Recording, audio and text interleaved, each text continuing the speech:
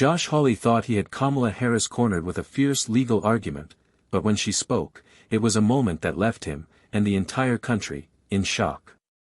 The Senate chamber was buzzing, filled with the kind of tension only politics can create. Josh Hawley stood at the podium, eyes sharp, a gleam of arrogance dancing across his face. The camera zoomed in, catching the smirk on his lips as he made his final move in the debate. His voice rang out, dripping with conviction, aimed squarely at Kamala Harris. "You stand there, Senator Harris, hiding behind a facade of legalese and moral superiority, but you can't escape the truth. Your policies have failed, your ideals are dangerous, and this country deserves better than a leader who deflects with jargon and legal loopholes." The room was electric. His supporters cheered, their applause reverberating through the chamber like a wave of vindication. It was the kind of moment Hawley lived for, the kind where you could feel the crowd shift, where you could almost taste victory. His words hung in the air, waiting for a response, his eyes flickering toward Harris as if daring her to challenge him. Kamala Harris, however, did not rise in anger. She did not shout. She did not raise her voice at all. The cameras panned to her, and for a brief moment, the nation held its breath. Her expression was calm, controlled, almost serene, but there was a quiet intensity behind her gaze. Her eyes locked on Hawley, unwavering, as the room fell into an almost unnatural silence. She didn't need to speak loudly. She didn't need to fight back with fire or fury. What she had was something more deadly, precision. She stood, slowly, her voice cutting through the silence like a scalpel. "Senator Hawley," she began, her words measured, each one deliberate, "you've built your argument on a foundation of misinterpretation and fear. But the law doesn't care for theatrics. It speaks only in facts." The chamber froze. The entire room, Hawley's supporters, his allies, even the indifferent senators who had been waiting for this moment, held their breath. Harris continued, unbothered by the weight of their attention. With a quiet flourish, she delivered the legal point, the argument so sharp, so flawless, it left no room for rebuttal. A collective gasp swept through the chamber. Hawley's smirk faltered, and for the first time, he looked unsure. His confidence cracked. The audience, watching from the comfort of their homes, felt it too. This wasn't just a debate. It wasn't just politics. It was the moment when the impossible happened. Josh Hawley, self-assured, arrogant, the great conservative champion, had been outclassed, outmaneuvered, and silenced. The camera zoomed in on his face, his jaw tightening. His eyes flickered, momentarily lost. But the question hung in the air: what happens when the nation watches its top champion fall from grace? The Senate chamber wasn't just the stage for a debate, it was the battleground where the soul of American democracy was being tested. In one corner stood Kamala Harris, calm, calculated, unshaken, representing a legal tradition grounded in facts, justice, and a fierce commitment to equality. In the other corner, Josh Hawley, rising star of the populist right, armed with rhetoric that could ignite crowds, but falter when confronted with truth. It was a clash of ideologies that went far beyond policy differences. This was a fight for the very future of the nation's legal framework, and the stakes couldn't have been higher. The air in the chamber crackled with an almost electric tension. Cameras flashed. The American people were watching. The stage was set, and the lines had been drawn. This wasn't just another political dispute, it was a defining moment, one that would reverberate across the nation and through history. What Harris and Hawley were about to clash over wasn't just a bill or a law, it was the fate of American law itself.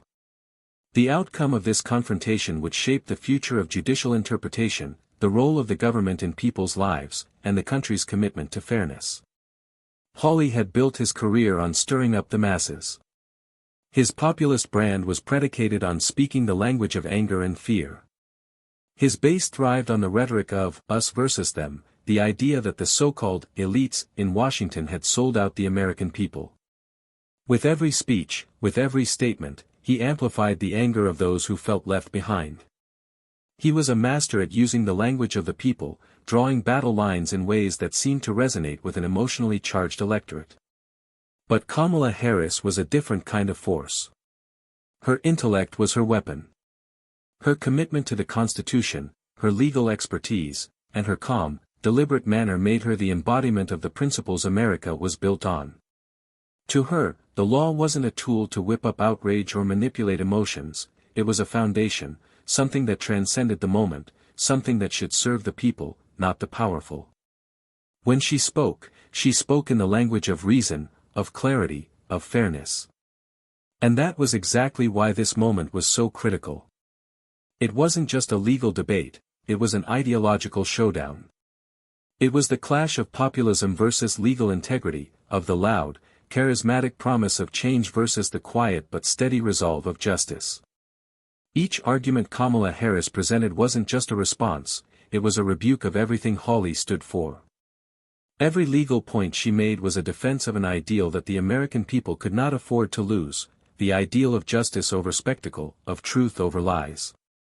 As Harris stood there, the weight of the moment was undeniable. This was bigger than the two of them. This was a battle for the future. If Harris lost, if Hawley's reckless rhetoric won, it would be a turning point. Populist rhetoric would dominate, unchecked by the careful scrutiny of the law. It would set a precedent where the truth no longer mattered, where the courts could be swayed by emotional appeals instead of legal reasoning. The nation would be at risk of losing its most powerful safeguard, the rule of law itself. The pressure was mounting, the stakes growing by the second. With every word exchanged, the future seemed to teeter on a knife's edge. The cameras zoomed in, capturing every nuance, every shift in expression. Viewers at home could feel it, something monumental was happening. A political battle was unfolding with repercussions far beyond the walls of the Senate. The nation was on the edge of its seat. And as the world watched, they knew this moment wasn't just a passing political squabble. No, this was history in the making. What happened here would echo through the courts, through the media, through the very fabric of American society for years to come.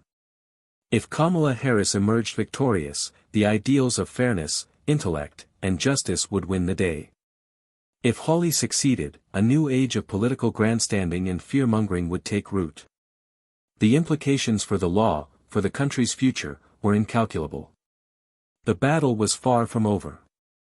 But what happened next would decide everything. Josh Hawley knew exactly what kind of figure he wanted to be. A defender of the common man, a fighter against the Washington elite. He carved out this persona in the heart of Missouri, weaving together populist rhetoric, conservative values, and a flair for the dramatic. From the moment he stepped onto the national stage, he knew exactly how to command attention. And for a while, that was all he needed. Born into privilege, raised in a comfortable, well-connected family, Hawley's rise seemed almost inevitable. He attended prestigious schools, earning degrees that should have equipped him with the tools of reason, logic, and legal expertise. But somewhere along the way, Hawley decided that those tools were too quiet, too measured for a world that demanded spectacle. So, he discarded them, replacing intellectual rigor with a more potent weapon, performance. He didn't need to be the smartest person in the room, he just needed to sound like the smartest. He didn't need to craft his arguments with nuance, he just needed to land a punch. The raw emotion in his voice, the sharp tone, the pithy sound bites, all of it became his brand. It wasn't enough for him to argue for policy changes, he needed to be seen as a champion for the people, a hero fighting back against the so-called elites. And he did it well. Too well. Hawley's rise was fueled by this magnetic charisma, his ability to whip up crowds with his bombastic speeches and confrontational style. He spoke with conviction, dressed in the language of rebellion, one that both comforted and stoked the anger of those who felt left behind. When he railed against the establishment, against corporations, against the media, he did so with such intensity that it was easy to forget one glaring truth: he was, in fact, a product of that very system. Despite his populist posturing, Hawley's policies often betrayed his true inclinations. He claimed to represent the working class, but many of his proposals benefited the powerful, the wealthy, the very elites he often vilified.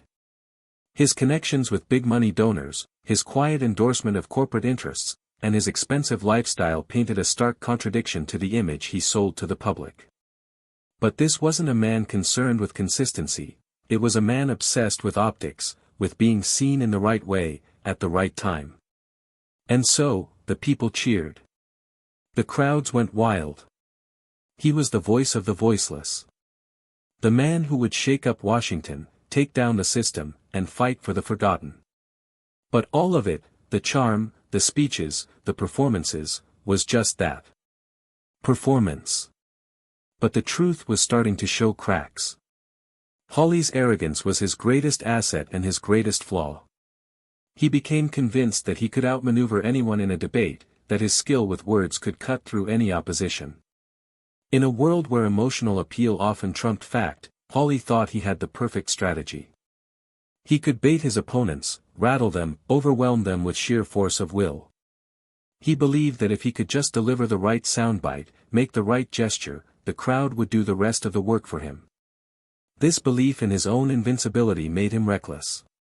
He often overlooked the details, the legal intricacies, the subtleties of the arguments he was supposed to engage with. The law, in his mind, wasn't something to be respected or understood, it was something to be molded to fit his narrative. So, when he stood before the Senate, it wasn't about presenting the most cogent, well-supported argument. It was about winning. About dominating. About proving that he could hold his own against anyone, regardless of the facts. But there was a problem with this approach. It was fine when he was playing to a crowd, when he was on the campaign trail or giving speeches in front of adoring supporters. But this was a different arena. This was the Senate. And the Senate was not a place for theatrical displays, it was a place for substance, for precision. And that's where Hawley's hubris began to show. He had never expected to face someone like Kamala Harris. He had been in enough debates, enough political scraps, to believe he could handle any opponent with ease. He thought his style, his fire, his raw passion, was all it took to win. And when he stepped into the ring with Harris, he expected her to flinch, to falter under his verbal onslaught. After all, wasn't that how these things went? The louder, the more forceful, the more emotionally charged argument usually triumphed. But Kamala Harris didn't flinch. Kamala Harris didn't react at all. And that was where Hawley's arrogance met its first serious obstacle. Because when she spoke, it wasn't with a shout or a punch. It was with calm, measured precision, something Hawley could never replicate. Where he relied on his performance, she relied on the law. And the law didn't care about his bluster. The more he tried to rattle her, the more he realized he was losing ground. Kamala Harris was playing a different game, one where emotion wasn't enough. She was prepared. She knew the law. And she wasn't about to be manipulated by theatrics. For the first time, Josh Hawley's confidence began to slip. His bluster faltered. His carefully honed persona, the one that had carried him this far, wasn't enough to win this fight. And the audience, the people who had been mesmerized by his performances, could feel it.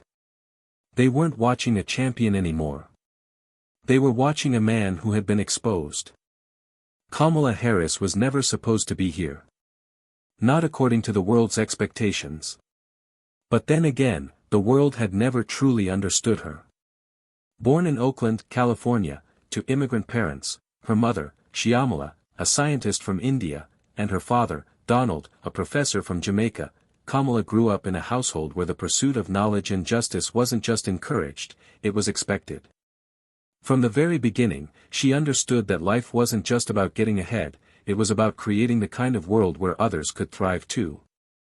Her childhood was shaped by the struggle for equality. Her mother, a tireless advocate for civil rights, instilled in her a sense of justice that would never waver. Kamala's parents were committed to the idea that her generation would not just succeed in the traditional sense, they would fight for something bigger, a world that valued fairness, dignity, and opportunity for all. It wasn't enough to dream of success, Kamala's parents taught her that you had to demand it for everyone, especially those who had been denied it for far too long. As a child, Kamala faced her fair share of challenges. She wasn't exempt from the harsh realities of racial inequality. She could see it in the way people looked at her, in the way they spoke to her, and even in the way she was treated by some of the very systems that were supposed to protect her. But rather than succumb to these forces, Kamala developed an unwavering resolve to fight against them. The experiences of racism, bias, and inequality didn't break her, they hardened her, forged her into someone who would not let injustice go unanswered.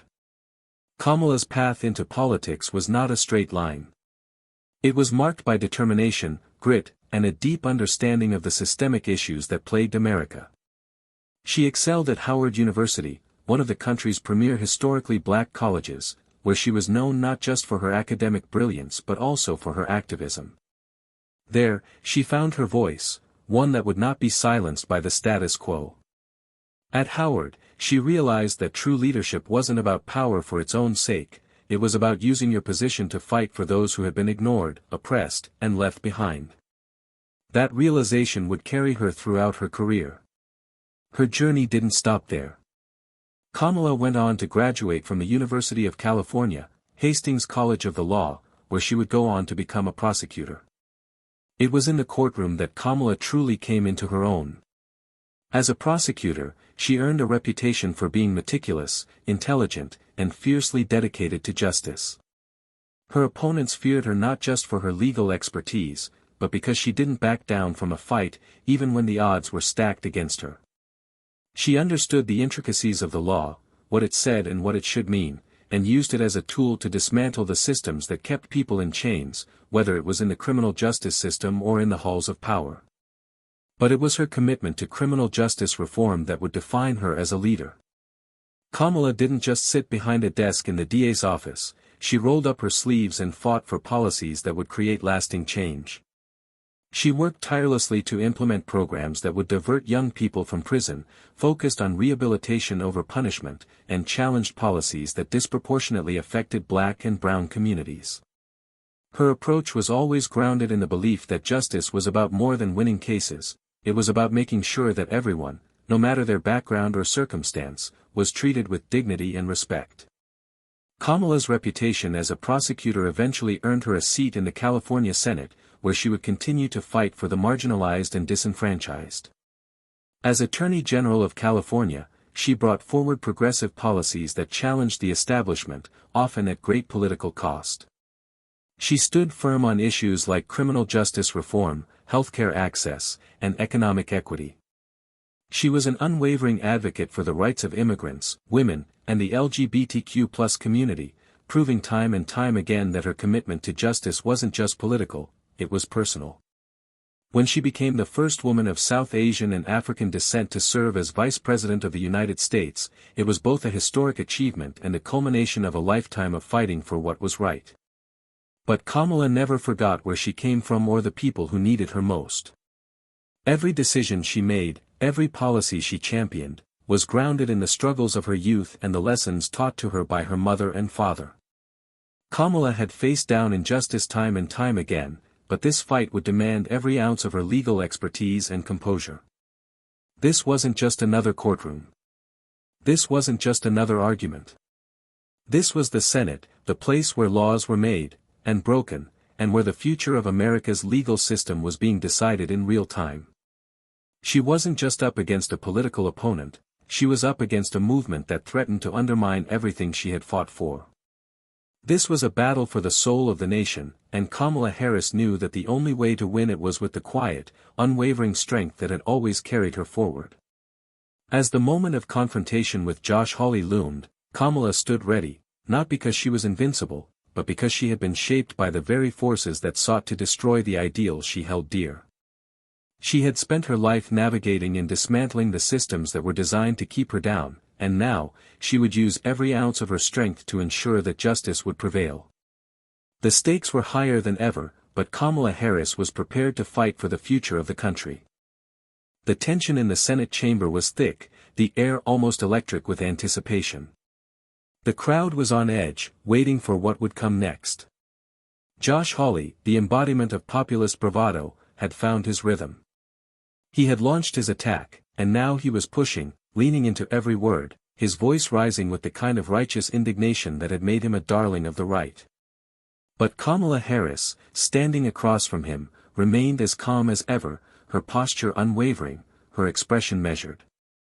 The more Hawley spoke, the more the room seemed to tighten around them.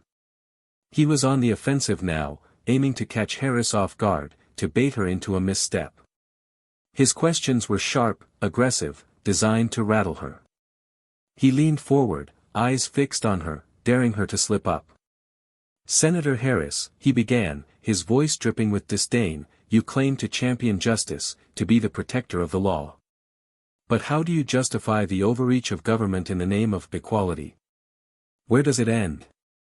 Are you willing to trample the rights of individual citizens just to impose your own version of what's just?" The room shifted uncomfortably. Hawley's rhetoric echoed through the chamber, his supporters nodding, waiting for the crowd to turn. He'd done this 100 times before. He knew the power of a good question, a question that could hang in the air, unanswered, like a grenade just waiting to explode. Harris didn't flinch. She didn't even blink. Her voice, when it came, was as steady as a metronome, each word precise and deliberate.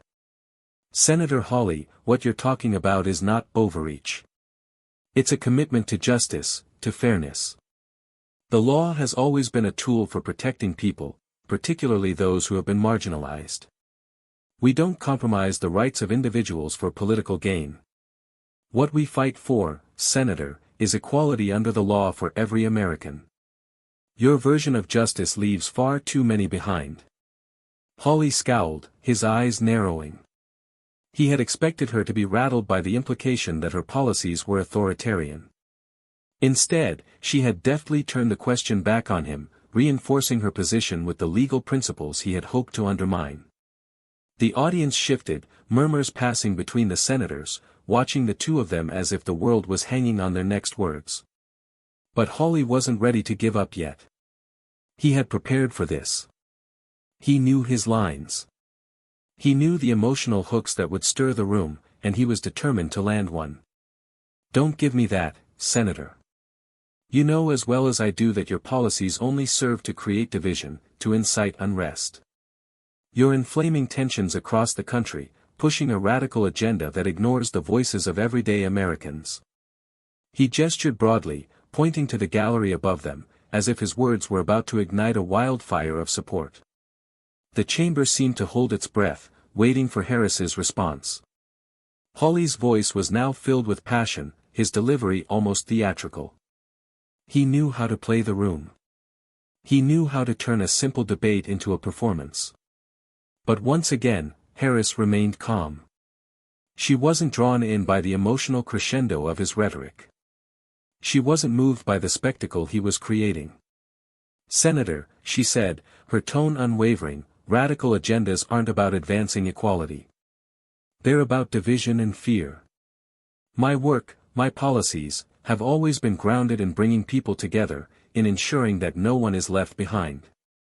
The laws we fight for are not radical, they are fundamental. We are a nation founded on the idea that all people are created equal under the law. That's not a radical idea. That's an American idea." Her words cut through the noise like a scalpel. The tension in the room was palpable now. Hawley's frustration was growing, he could feel the tide beginning to turn. He was used to winning debates by drowning out his opponents, overpowering them with volume and fury. But Harris wasn't going to be overwhelmed. She wasn't here for the spectacle. She was here to win with substance. Hawley's face flushed. He couldn't hide it. His whole strategy was built on the belief that facts didn't matter, emotion was the key, that his supporters would back him if he could get them angry enough. But Harris wasn't playing that game. She wasn't rattling, she wasn't rising to the bait. Her precision was his kryptonite, and it was beginning to show. "Enough of your grandstanding, Senator Harris," Hawley snapped, now visibly annoyed. "You can keep hiding behind legal jargon, but at the end of the day, it's the American people who will decide. You don't get to control the conversation. You don't get to dictate the future of this country." Harris leaned in slightly, her voice still calm, still precise. I'm not dictating anything, Senator. I'm protecting what the Constitution guarantees for every American. The people you claim to represent deserve a government that works for them, not one that caters to the powerful and leaves everyone else behind. It was a direct hit. The room fell silent. Harris had shifted the conversation back to the core of the debate: justice, fairness, the rule of law. And in that moment it was clear to everyone in the chamber, Josh Hawley's bluster, his emotional appeal, could not stand up to her legal acumen, her understanding of what was truly at stake. Hawley's face twisted, frustration boiling just beneath the surface. His plan was unraveling before his eyes. He had tried to dominate the debate with anger and rhetoric, but Harris wasn't fighting with emotion, she was fighting with precision. She had the legal expertise, the clarity of purpose, and the unshakable resolve to outlast him. The audience could feel it now, the tipping point was near. One of them would have to break. And it wasn't going to be Kamala Harris. The next move would define everything. The tension in the chamber reached a breaking point. Josh Hawley, visibly frustrated, knew he had to deliver the final blow, his last shot at securing the debate. He could feel the crowd leaning away from him. Kamala Harris, calm and composed, had been systematically dismantling every argument he threw at her. His rhetoric, once filled with fire and passion, had turned into mere noise. But there was one thing he hadn't counted on, her ability to stay on message, to keep bringing everything back to the truth. His moment had arrived. With a deep breath, Hawley stood tall, chest puffed out as if preparing to land the knockout punch. His voice dropped, becoming almost theatrical, as he summoned every ounce of his trademark bravado. "Senator Harris, let me remind you," he began, his eyes narrowing as he aimed his words like daggers, "you are standing here, not as a defender of justice, but as a defender of an establishment that has failed the American people. The same establishment that has kept working-class families in the dark while politicians like you have made deals with corporations and special interests. You're part of the system that people are desperate to change. And you stand here, pretending to be the voice of the people, while you protect the very forces that oppress them. Your brand of so-called justice has done nothing but perpetuate the status quo." He paused for effect, his face flushed with the intensity of his words. "You may call it fairness, but all you've done is shield the powerful and strip away the rights of ordinary Americans. This isn't about justice. It's about control. You control the narrative, you control the law, and you continue to keep the people in their place." The room hung in the balance, every senator and every viewer at home waiting for Harris to react. Hawley's supporters were on the edge of their seats, waiting for her to flounder, waiting for her to falter under the weight of his scorn. But Kamala Harris didn't flinch. She didn't lean forward or get lost in the trap of emotion. She didn't play to the crowd. She simply stood tall, her composure unwavering, her eyes focused on him, as if she were seeing right through him. And then, in the silence that followed, she spoke. "Senator Hawley," she said, her voice cool and controlled, "you claim to speak for the people, but what you're really doing is exploiting their fears. You talk about the people, but you've never truly represented them. You represent the wealthy few, the ones who can afford to manipulate the system for their own gain, while you continue to stir up anger, to pit people against each other. You aren't offering solutions. You're offering division. And the law, Senator, the law doesn't thrive on division. The law is meant to unite us, to ensure equality for all. But you've turned it into a weapon to further your own ambitions." She took a step forward, letting the weight of her words sink in. Every eye in the room was on her now. Even Hawley, who had been brimming with confidence moments ago, seemed to pause, caught off guard by her calmness. "You want to talk about the status quo, Senator?" Kamala continued. "The status quo you talk about is a system that's been built on centuries of inequality that has left millions of Americans marginalized. The very system you defend is the one that continues to favor the powerful, the ones who look like you and me, while people of color, immigrants, and the working class are left to bear the weight of this so-called system you're trying to preserve. You say you're for the people, but what you're really for is keeping them in their place. And that, Senator, is where we part ways. The chamber was silent. Not a murmur, not a rustle. Just the sound of Hawley's words hanging in the air, and the stark contrast of Harris's calm, unwavering truth. Kamala's eyes locked with his, and in that moment, it was clear, she wasn't just refuting his arguments, she was exposing them for what they were, flawed, dangerous, and built on a foundation of fear. She wasn't just winning a debate. She was winning a war of ideas. Let's talk about the law, Senator, she continued, her voice picking up momentum. You claim to be a defender of freedom, yet your agenda seeks to strip away the very freedoms that make this country great. You want to roll back civil rights, you want to limit access to healthcare, you want to close our borders and deny people the rights they've fought for. You want to turn back the clock on everything this country has fought for. And yet you stand here, acting as though you are the voice of progress. Hawley's face was a mask of frustration now, his jaw clenched tight. He had no retort. He couldn't match her legal knowledge, her understanding of the Constitution, her deep connection to the very ideals he claimed to defend. He had spent his career playing to the emotional, the sensational, the loud. But Kamala Harris wasn't just playing a game of rhetoric. She was playing a game of truth. Kamala's final blow was delivered with a quiet strength, but it struck with the force of a hammer. Senator, your rhetoric is dangerous. Your version of justice is nothing more than a charade. You talk about protecting the people, but you do so by exploiting their fears. You want a divided America, because in division, there is power. But I believe in a better America.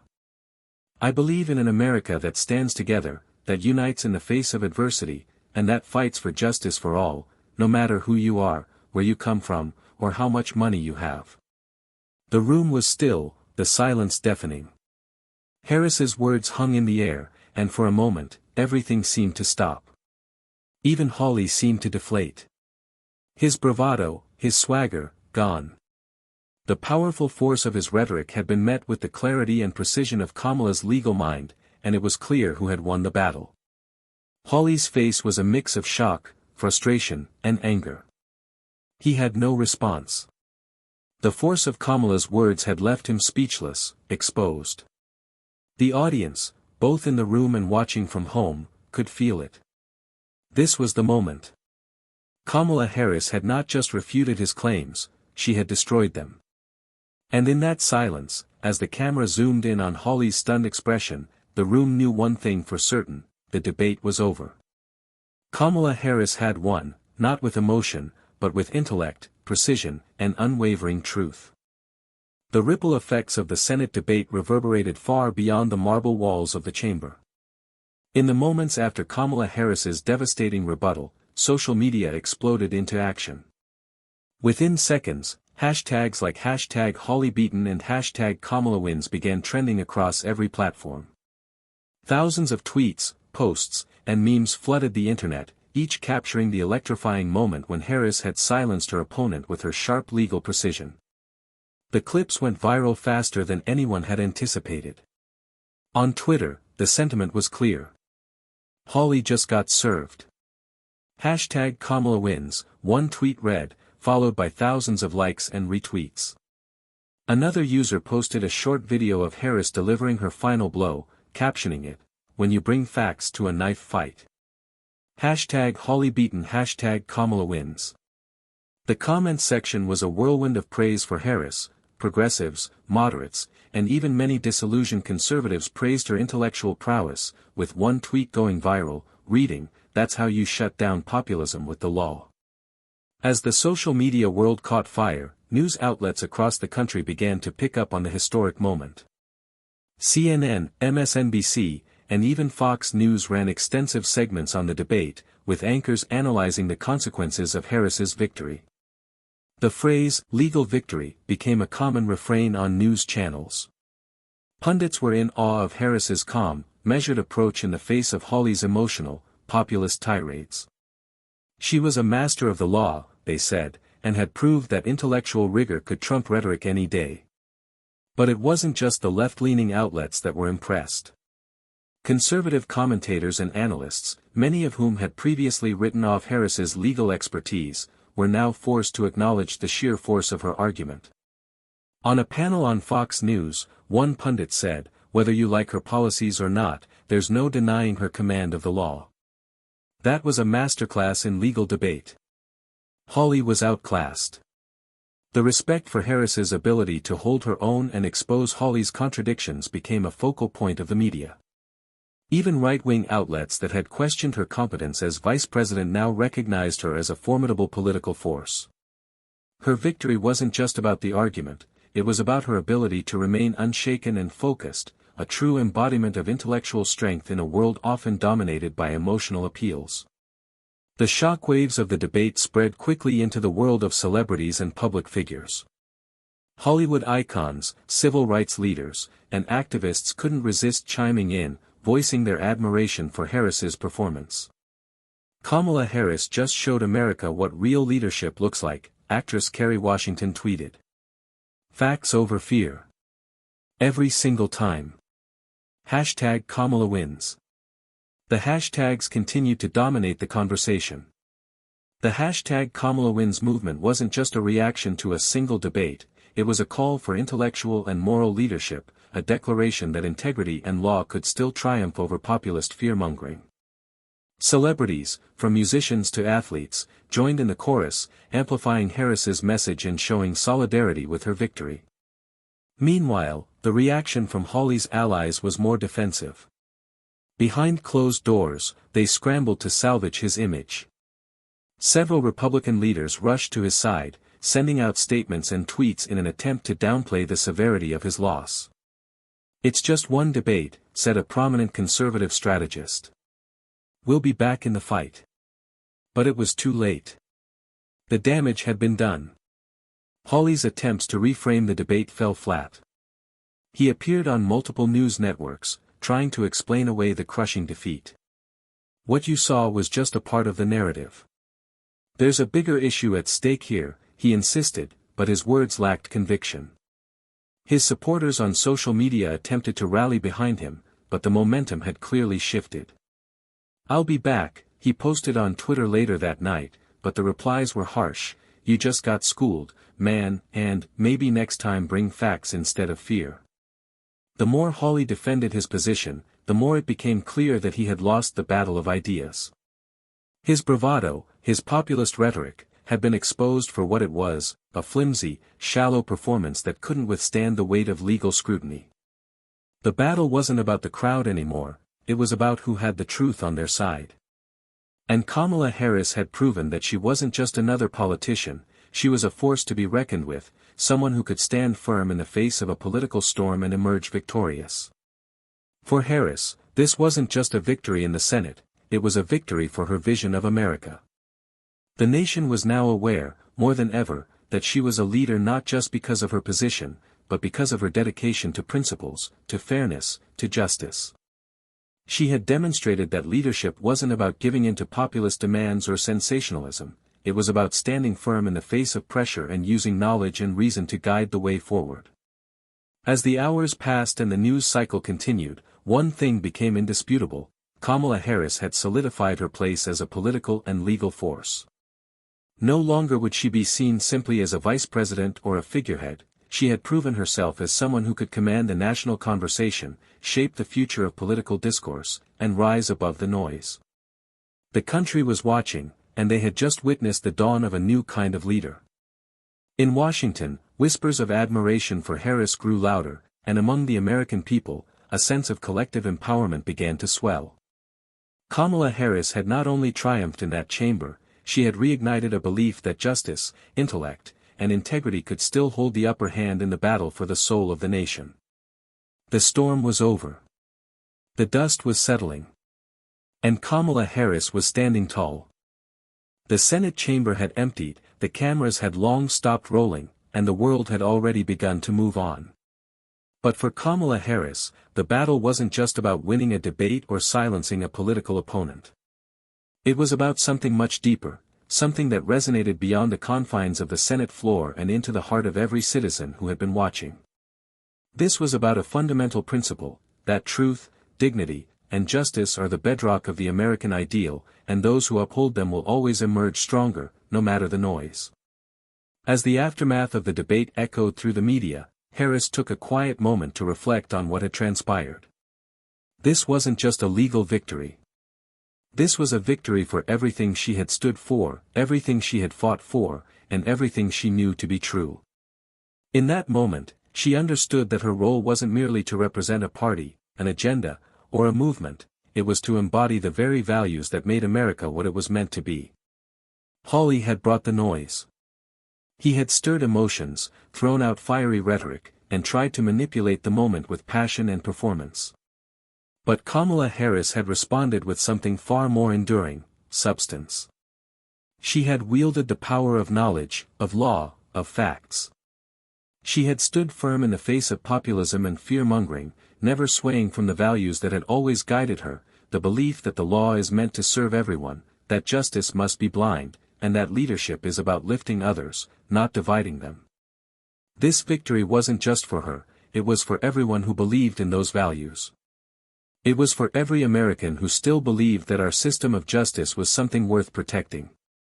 It was for the people who felt they didn't have a voice but saw in Kamala Harris someone who would speak for them, someone who would stand up to the forces that tried to silence them.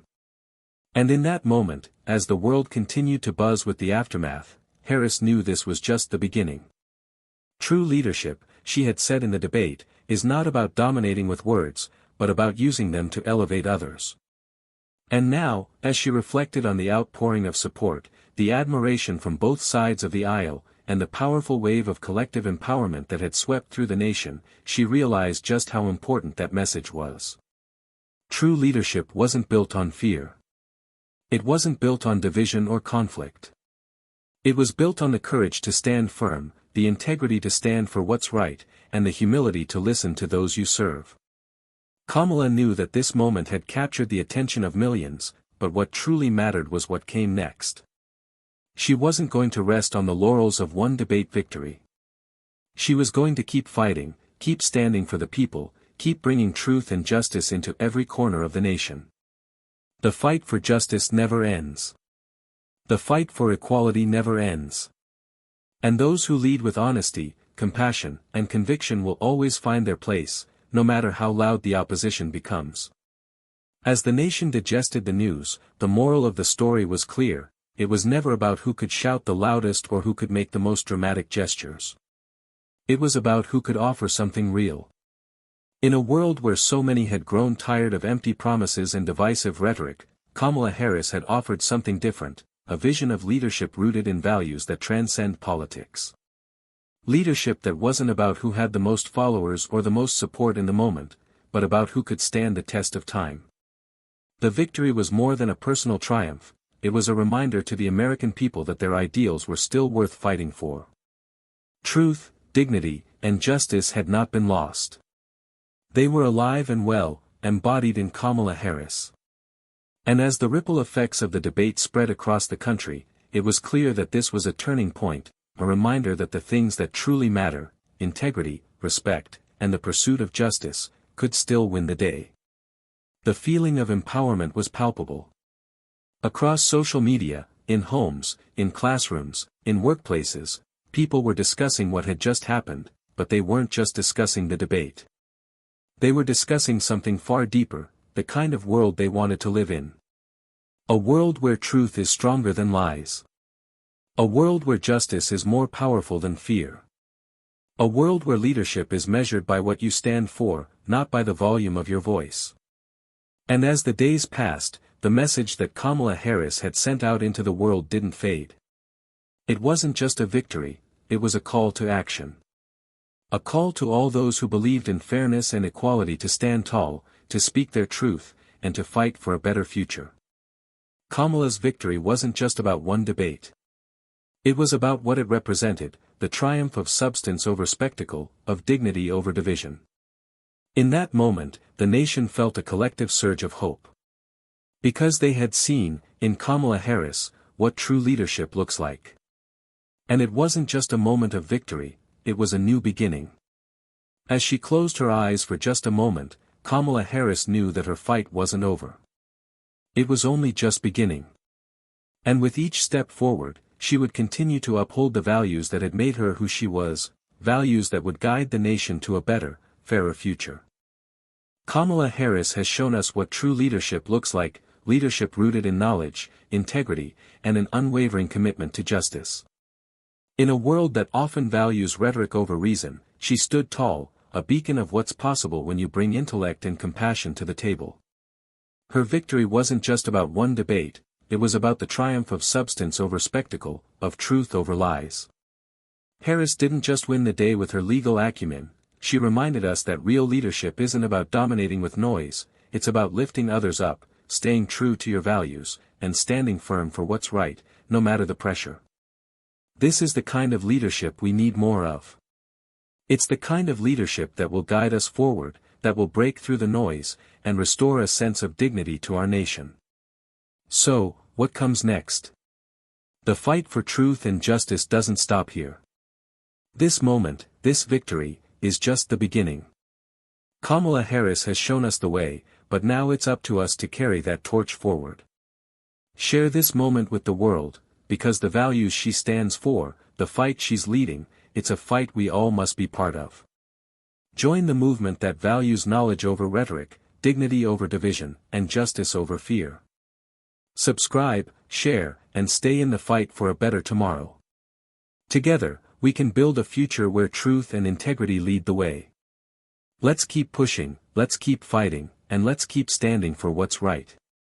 Share this message, because the truth matters, and so do you.